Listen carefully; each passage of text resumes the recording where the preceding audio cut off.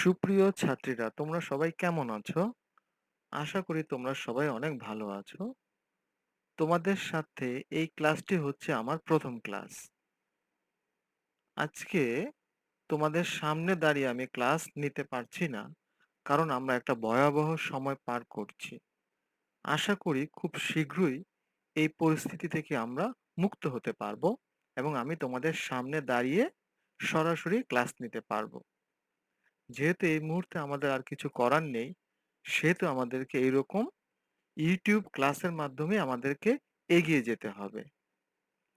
তোমাদের যদি ক্লাস বুঝতে কোনো সমস্যা হয়, তবে আমাদের মেসেঞ্জার গ্রুপে তোমরা আমাকে প্রশ্ন করতে পারো এবং আমি তোমাদের সেই প্রশ্নের উত্তর দিতে চেষ্টা করব। আমার আজকের ক্লাসে তোমাদের সবাইকে স্বাগত।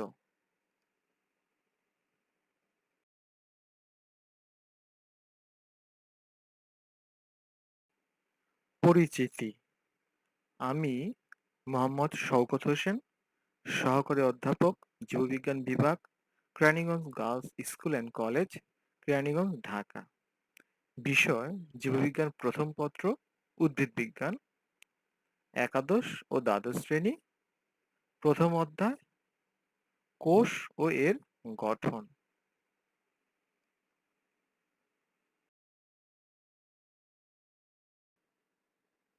আমরা এই স্লাইডটিতে পাশাপাশি দুটি ছবি দেখতে পাচ্ছি। এই ছবি দুটি দেখে কি বোঝা যায় যে আমরা কিসের ছবি দেখছি? দেখি কে কে বলতে পারে।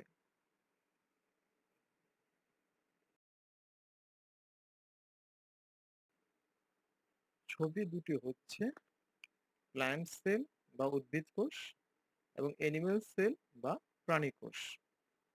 আমরা আজকে এই বিষয়গুলো সম্পর্কে বিস্তারিত জানতে পারবো।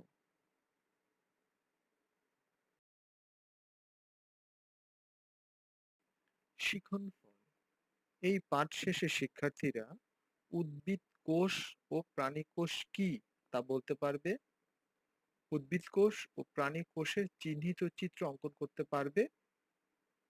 কোষ প্রাচীর ও কোষ ঝিল্লির গঠন সম্পর্কে জানতে পারবে।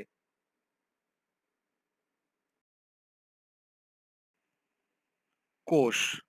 আমরা প্রথমে জানবো কোষ কি। ইংরেজি ভাষায় সেল শব্দটি এসেছে গ্রিক কাইটোস বা ফাঁকা আধার বা স্থান থেকে। ব্রিটিশ বিজ্ঞানী রবার্ট হুক ১৬৬৫ খ্রিস্টাব্দে সেল শব্দটিকে বিশেষ অর্থে সর্বপ্রথম ব্যবহার ও প্রয়োগ করেন, যার বাংলা পরিভাষা হচ্ছে কোষ। সেল বা কোষ হলো জীবদেহের গঠনগত ও কার্যগত একক। এককোষী বা অকোষী জীবদেহ একটি মাত্র কোষ নিয়ে গঠিত, কিন্তু বহুকোষী জীবদেহ অসংখ্য কোষের সমষ্টি। এই অসংখ্য কোষ সমষ্টির মিলিত প্রয়াসেই বহুকোষী জীবদেহের সমস্ত জৈবনিক কার্যাবলী সম্পন্ন হয়ে থাকে। জীবনের উৎপত্তি, অবস্থান, জৈবিক কার্যাবলী, বিবর্তন সবই কোষ ভিত্তিক।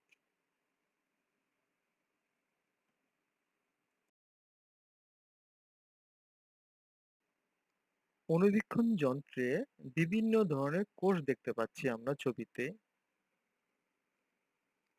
দৈহিক গঠন, জীবনযাত্রার প্রণালী ও শারীরবৃত্তীয় কার্যকলাপের দিক থেকে বিবেচনা করে কোষের একাধিক সংজ্ঞা প্রচলিত আছে। আমরা এক এক করে বলতে থাকি। সোয়ানসন আই ওয়েবস্টার মতে জীবনের ভৌত সত্তার মৌলিক একককে কোষ বলে। অন্যদিকে ডি রবার্টিস বলেছেন যে জীবদেহের গাঠনিক ও জৈবনিক কার্যনির্বাহী একককে কোষ বলে। আবার অন্যদিকে ১৯৮৩ সালে লোই ও সিকেভিস নামক দুইজন কোষবিজ্ঞানীর মতে অর্ধপ্রবেশ্য পর্দা দ্বারা আবৃত এবং অন্য জৈব তন্ত্রবিহীন মাধ্যমে স্বপুনরুৎপাদনে সক্ষম জীবক্রিয়ার এককের নাম কোষ। আধুনিক কালের ধারণা অনুযায়ী আমরা দেখতে পাচ্ছি যে প্লাজমা পর্দা বেষ্টিত এবং নিউক্লিয়াস নিয়ন্ত্রিত একখণ্ড সাইটোপ্লাজমকে কোষ বলে। আসলে কোষ হলো জীবদেহের গঠন ও কাজের একক, যা স্বনির্ভর ও আত্মপ্রজননশীল, প্রবেদ্য ভেদ্য পর্দা দিয়ে পরিবেষ্টিত অবস্থায় প্রোটোপ্লাজম নিয়ে গঠিত এবং পূর্বতন কোষ থেকে সৃষ্ট।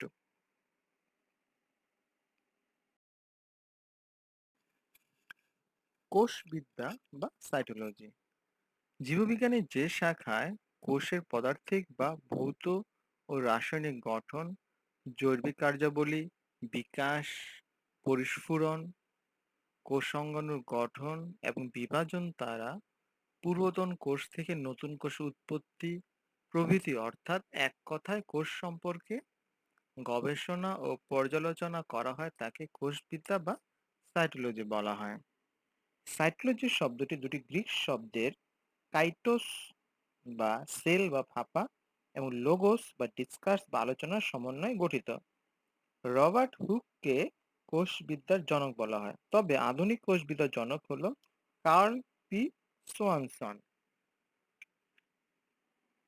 কোষতত্ত্ব বা সেল থিওরি কোষ সম্পর্কে বিভিন্ন তথ্য জানার পর 1838 থেকে 1839 সালে জার্মান উদ্ভিদবিজ্ঞানী স্লেইডন ও প্রাণীবিজ্ঞানী থিওডর শোয়ান এবং পরে 1855 সালে ভার্চু কোষতত্ত্ব প্রদান করেন। আমরা এখন দেখব কোষের প্রকারভেদ। 1949 সালে জার্মান বিজ্ঞানী ফট কোষের নিউক্লিয়াসের গঠনের উপর ভিত্তি করে কোষকে দুভাগে ভাগ করেন, যথা আদিকোষ বা প্রোক্যারিওটিক সেল এবং প্রকৃত কোষ বা ইউক্যারিওটিক সেল। আদিকোষ যেসব কোষে সুসংগঠিত ও সুনির্দিষ্ট নিউক্লিয়াস নেই সেই কোষকে আদিকোষ বলা হয়। আদিকোষের সাইটোপ্লাজমে রাইবোজোম ব্যতীত অন্য কোনো ক্ষুদ্রাঙ্গ, যথা mitochondria, Golgi body, plastid, endoplasmic reticulum ইত্যাদি থাকে না। সাধারণত ফিশন অর্থাৎ অ্যামাইটোটিক পদ্ধতিতে কোষ বিভাজন সম্পন্ন হয়। ভাইরাস, ব্যাকটেরিয়া, নীলাভ সবুজ শৈবাল এর কোষ আদি কোষের প্রকৃষ্ট উদাহরণ।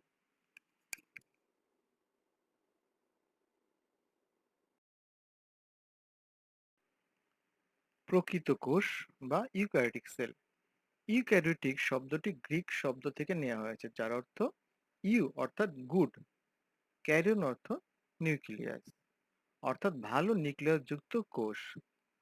জড় কোষ প্রাচীর বিশিষ্ট যেসব কোষে সুগঠিত ও সুনির্দিষ্ট নিউক্লিয়াস বিদ্যমান সেই কোষকেই প্রকৃত কোষ বলা হয়। আমাদের পাঠ্যপুস্তকে আদি কোষ এবং প্রকৃত কোষের একটি পার্থক্যের বক্স রয়েছে। এটি যদি তোমরা একটু ভালো করে দেখো তাহলে অনেক কিছুই বুঝতে পারবে। এরপরে আমরা দেখব শারীরবৃত্তীয় কাজের তারতম্যের উপর ভিত্তি করে একটি বহুকোষী জীবের কোষগুলোকে দুভাগে ভাগ করা যায়, যথা দেহকোষ বা সোমাটিক সেল এবং জনন কোষ বা গ্যামিট বা রিপ্রোডাক্টিভ সেল। প্রথমে আমরা দেহকোষ বা সোমাটিক সেল দেখব। বহুকোষী যেসব কোষ শুধু জীবদেহ গঠন করে এবং জনন কাজে অংশগ্রহণ করে না সেগুলিকে দেহকোষ বলে। মাইটোসিস বিভাজন প্রক্রিয়ায় পুরনো দেহকোষ থেকেই নতুন দেহকোষ সৃষ্টি হয়। আমাদের শরীরে যত দেহকোষ আছে সবগুলা একই ধরনের উপাদান দিয়ে তৈরি। জনন কোষ বা গ্যামিট বা রিপ্রোডাক্টিভ সেল বা গ্যামিট বহুকোষী জীবের যেসব কোষ শুধু জনন কাজে অংশগ্রহণ করে সেগুলোকে জনন কোষ বলে। জনন কোষ আবার দুরকম, যথা শুক্রাণু এবং ডিম্বাণু। এরা মিওসিস বিভাজন প্রক্রিয়ায় যথাক্রমে শুক্রাণু মাতৃকোষ ও ডিম্বাণু মাতৃকোষ থেকে সৃষ্ট হয়।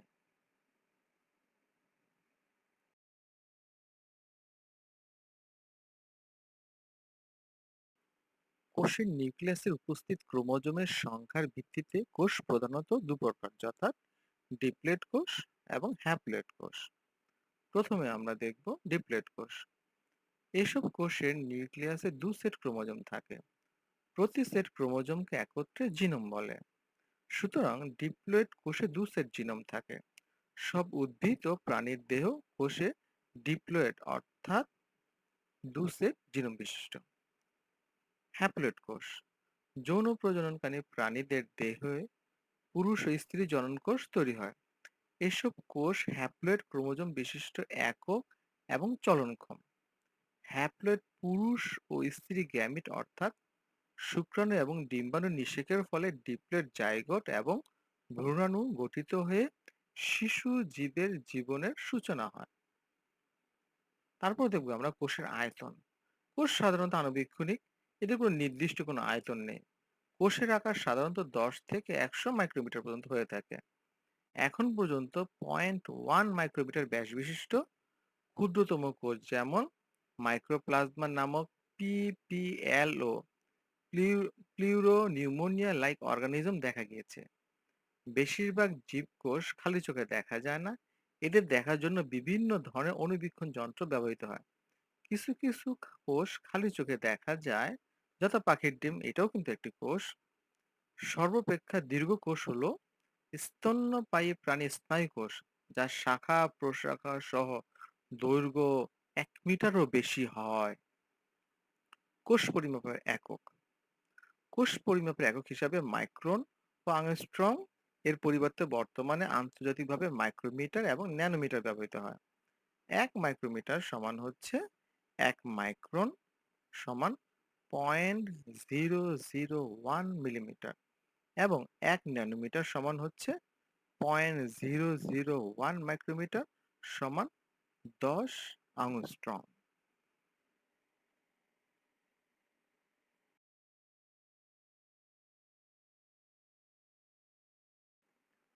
আমরা একটি ছবি দেখতে পাচ্ছি, যেটি হচ্ছে ইলেকট্রন অণুবীক্ষণ যন্ত্রে দৃষ্ট একটি আদর্শ উদ্ভিদ কোষের গঠন। এই ছবিটি আমাদের ভালোভাবে অঙ্কন করা শিখতে হবে, যাতে পরীক্ষা আসলে আমরা এটি আঁকতে পারি। আমরা দেখি কি কি আছে এর মধ্যে। প্রথমে আমরা দেখতে পাচ্ছি কোষ প্রাচীর, সাইটোপ্লাজমিক মেমব্রেন, এন্ডোপ্লাজমিক রেটিকুলাম মসৃণ, মাইটোকন্ড্রিয়ন, পিনোসাইটিক ফোসকা, কূপ বা পিট, কোষ গহ্বর। এরপর আমরা দেখতে পাচ্ছি নিউক্লিয়ার মেমব্রেন, নিউক্লিয়ার রন্ধ্র, নিউক্লিওলাস, নিউক্লিয়ার রেটিকুলাম এবং নিউক্লিওপ্লাজম। এই কয়েকটিকে একত্রে বলা হচ্ছে নিউক্লিয়াস। তারপর দেখতে পাচ্ছি chloroplast, cytoplasm, Golgi body, microtubules, endoplasmic reticulum অমসৃণ, রাইবোজোম যেগুলো মুক্তভাবে থাকে এবং লাইসোজোম।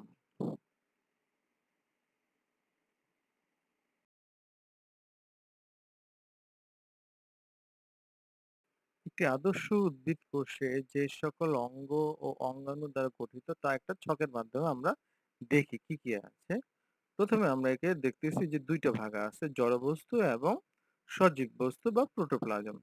প্রথমে আমরা দেখব জড় বস্তুর মধ্যে কি কি আছে। প্রথমে আমরা দেখতেছি জড় বস্তুকে আবার দুইটি ভাগে ভাগ করা হয়েছে, কোষ প্রাচীর এবং কোষস্থ নির্জীব বস্তু।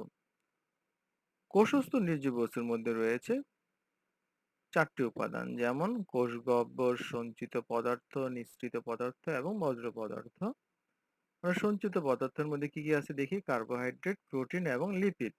আর নিঃসৃত পদার্থ আছে রয়েছে 3 ধরনের, এনজাইম, পিগমেন্ট এবং নেকটার ইত্যাদি।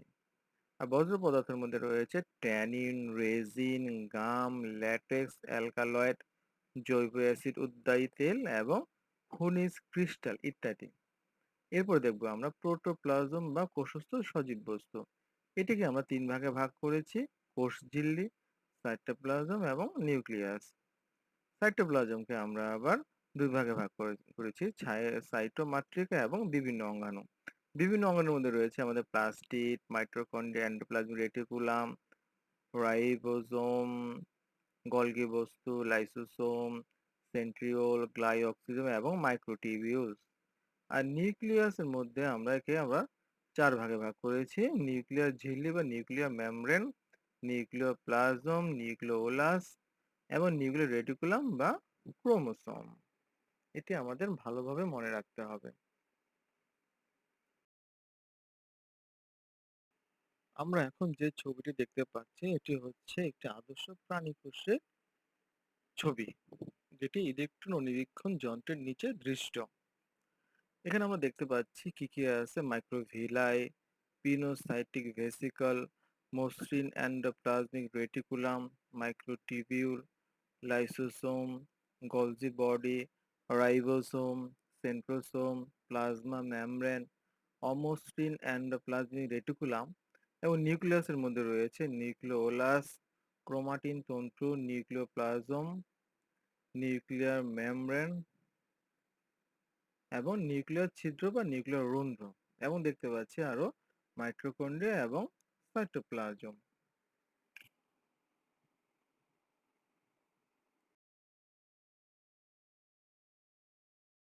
এখানে আমরা দেখতে পাচ্ছি প্রাণী কোষের বিভিন্ন অংশ।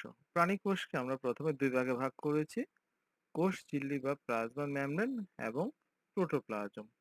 প্রোটোপ্লাজমে দুটি অংশ রয়েছে: সাইটোপ্লাজম এবং নিউক্লিয়াস। সাইটোপ্লাজমকে আবার তিনটি ভাগে ভাগ করেছি: সাইটোসল, কোষীয় অঙ্গাণু এবং কোষীয় জড় পদার্থ। সাইটোজেলের দুটি অংশ রয়েছে: এক্টোপ্লাজম এবং এন্ডোপ্লাজম।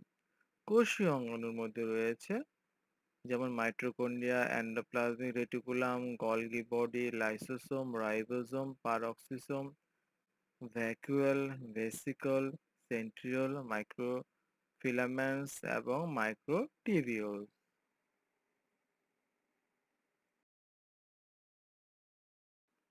কোষ প্রাচীর বা সেল ওয়াল, এটি শুধুমাত্র উদ্ভিদ কোষেই দেখা যায়। প্রাণী কোষে কোষ প্রাচীর অনুপস্থিত। উদ্ভিদ কোষের ঝিল্লিকে ঘিরে অবস্থিত।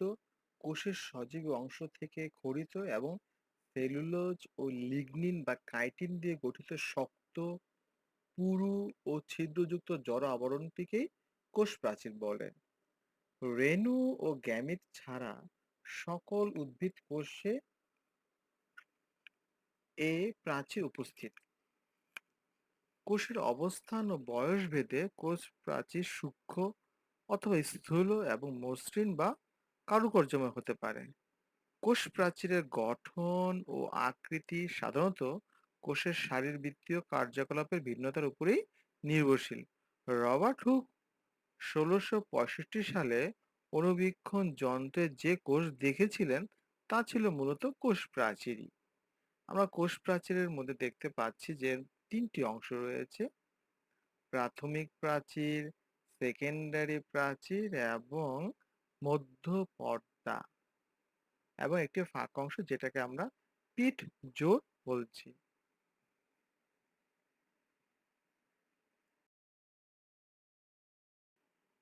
কোষঝিল্লি বা প্লাজমা মেমব্রেন, বিজ্ঞানী কার্ল নাগেলি এবং সি কার্মার 1850 সালে সর্বপ্রথম সেল মেমব্রেন শব্দটি ব্যবহার করেন।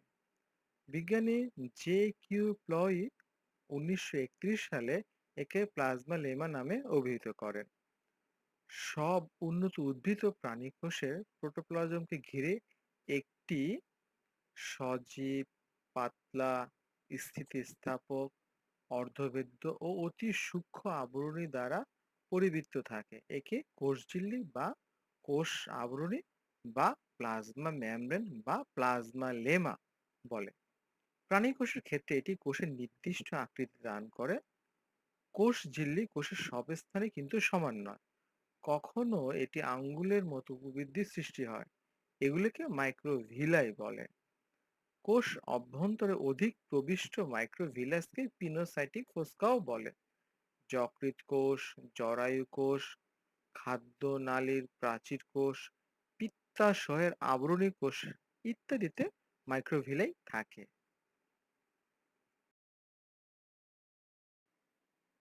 কোষঝিল্লির ভৌত গঠন ব্যাখ্যা করতে গিয়ে ড্যানিয়েল এবং ডেভসন সর্বপ্রথম একটি সুনির্দিষ্ট মডেল প্রস্তাব করেন।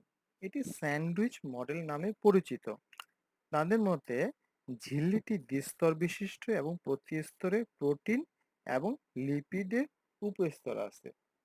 দ্বিস্তর বিশিষ্ট ঝিল্লির উপর ও নিচে প্রোটিন স্তর এবং মাঝখানে লিপিড স্তর অবস্থিত। আমরা যে ছবিতে দেখতে পাচ্ছি যে এখানে দুপাশে রয়েছে প্রোটিনের স্তর এবং মাঝখানে রয়েছে লিপিড স্তর। এটি স্যান্ডউইচ মতবাদ নামেও প্রচলিত। এছাড়াও প্লাজমা মেমব্রেন বা কোষ ঝিল্লির গঠন সম্বন্ধে ভ্যানসন মডেল, লিনার্ড এবং সিঙ্গার্স মডেল, রবার্টসনের ইউনিট মেমব্রেন হাইপোথিসিস, স্টিঙ্গার এবং নিকলসনের ফ্লুইড মোজাইক মডেল ইত্যাদি মডেল প্রস্তাবিত হয়েছে। এখন আমরা দেখব ইউনিট মডেল বা একক পর্দা। কোষের যেসব পর্দা প্রোটিন, লিপিড, প্রোটিন নামক ত্রিস্তর দিয়ে গঠিত সেগুলোকে একক পর্দা বা ইউনিট মেমব্রেন বলে। বিজ্ঞানী রবার্টসন 1959 সালে পিএলপি অণু দিয়ে গঠিত ত্রিস্তর পর্দাকে একক পর্দা নামে অভিহিত করেন।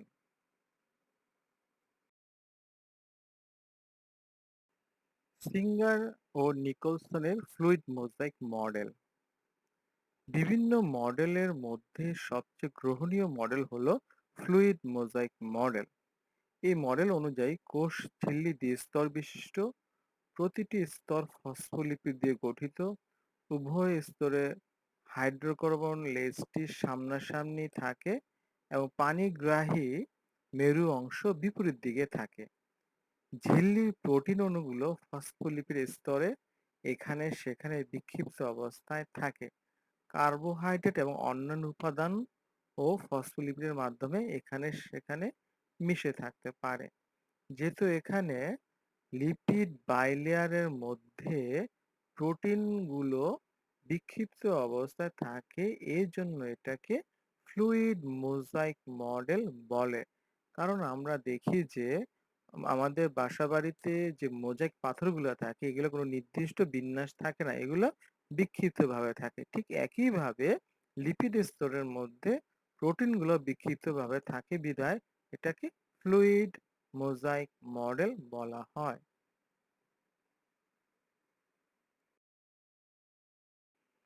আমাদের পরীক্ষাতে যদি ফ্লুইড মোজাইক মডেলের চিহ্নিত ছবি অঙ্কন করতে বলে তাহলে আমাদেরকে এই ছবিটি অঙ্কন করতে হবে। এখানে আমরা দেখতে পাচ্ছি লিপিড বাইলেয়ার। লিপিড বাইলেয়ারের ফসফেট হেডগুলো পানিগ্রাহী এবং ফ্যাটি অ্যাসিড টেলগুলো হচ্ছে পানি বিকর্ষী। এখানে লিপিড বাইলেয়ারের মধ্যে প্রোটিনগুলা বিক্ষিপ্তভাবে অবস্থান করছে, যেমন পেরিফেরাল প্রোটিন, ইন্টিগ্রাল প্রোটিন এবং লিপিড সম্পৃক্ত প্রোটিন। এবং লিপিড বাইলেয়ারের মাঝে মাঝে কোলেস্টেরল অবস্থান করতেছে এবং এর মধ্যে গ্লাইকোক্যালিক্সও রয়েছে।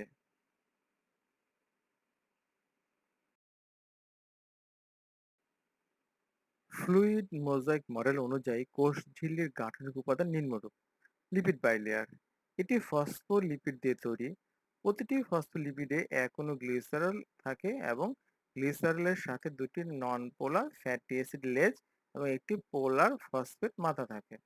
মেমব্রেন প্রোটিন, কোষ ঝিল্লিতে তিন ধরনের প্রোটিন শনাক্ত করা হয়েছে, যেমন পেরিফেরাল প্রোটিন, এগুলা ঝিল্লির সারফেসে থাকে। ইন্ট্রিগাল প্রোটিন, এগুলো ঝিল্লির উভয় সারফেস পর্যন্ত ব্যাপ্ত থাকে এবং লিপিড সম্পৃক্ত প্রোটিন, এগুলো লিপিড কোরে সম্পৃক্ত থাকে। কোলেস্টেরল, উদ্ভিদ কোষের ঝিল্লিতে এটি অপেক্ষাকৃত কম থাকে এবং প্রাণী কোষের ঝিল্লিতে এটি অপেক্ষাকৃত বেশি থাকে। গ্লাইকোক্যালিক্স, এটি ঝিল্লির উপরে একটি চিনির স্তর বিশেষ। গ্লাইকোক্যালিক্সে দুটি উপাদান রয়েছে, যেমন গ্লাইকোপ্রোটিন এবং গ্লাইকোলিপিডকে একত্রে গ্লাইকোক্যালিক্স বলা হয়। প্রোটিন অণুর পানিগ্রাহী পোলার প্রান্ত বাইরের দিকে থাকে। পানি বিদ্বেষী নন পোলার প্রান্ত লিপিড স্তরের মধ্যে মিশ্রিত অবস্থায় মাঝের দিকে থাকে। পর্দার এই অর্ধ তরল গঠনের কারণেই প্রোটিন অণুগুলো পর্দার মধ্যে নড়াচড়া করতে সক্ষম। বিজ্ঞানী লি 1975 সালে এই ফ্লুইড মোজাইক মডেলকে সমর্থন করেন। বিভিন্ন পরীক্ষা দ্বারা প্রমাণিত হয় যে সেল মেমব্রেনে লিপিড অণুর গতিশীল অবস্থা বর্তমান। তাদের মতে সেল মেমব্রেনে তরল অর্ধতরল প্রকৃতির। সাম্প্রতিক গবেষণায় দেখা গেছে যে কোষ ঝিল্লিটি নিরেট নয় বরং বেশ তরল। এই তরলের মধ্যে লিপিড কণাগুলো মোজাইকের মতো অবস্থান করে। প্রোটিনের সাথে লিপিড, প্রোটিনের সাথে প্রোটিন, লিপিডের সাথে লিপিড এর আন্তঃক্রিয়ার ফলে সেল মেমব্রেনের গঠন ও গতিশীলতা প্রকাশ পায়। সেল মেমব্রেনে এনজাইমের কার্যকারিতা ও বিভিন্ন অণুর চলাচল মেমব্রেনস্থ প্রোটিনের উপর নির্ভরশীল। মেমব্রেনের ভেতর দিয়ে লিপিড অণুর অভ্যন্তরীণ গতিশীলতা থাকে এবং এরা পাশে ব্যাপ্ত অবস্থায় থাকে। এদের লম্বা অক্ষ বরাবর ঘুরতে পারে এবং এক স্তর থেকে অন্য স্তরে স্থানান্তরিত হতে পারে। পর্দায় কার্বোহাইড্রেট ও প্রোটিন হতে উৎপন্ন অন্যান্য দ্রব্যাদির উপস্থিত প্রমাণ পাওয়া যায়। কিছু বস্তু কোষের ভিতর হতে বাইরে বের করতে এবং বাহির হতে ভেতরে প্রবেশ করতে কোষ ঝিল্লি কার্বোহাইড্রেট উপস্থিতি অত্যন্ত গুরুত্বপূর্ণ বিবেচনা করা হয়, যা ফ্লুইড মোজাইক মডেলকে সমর্থন করে।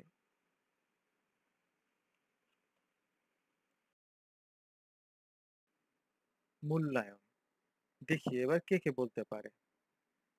আদিকোষ ও প্রকৃত কোষ কি?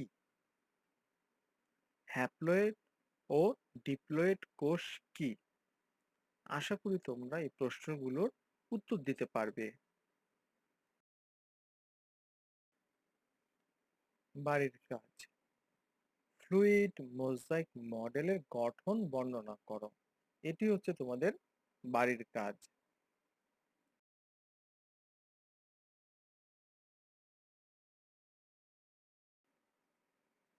অনেক সময় ধরে, ধৈর্য ধরে আমার ক্লাসটি করার জন্য তোমাদেরকে অনেক অনেক ধন্যবাদ।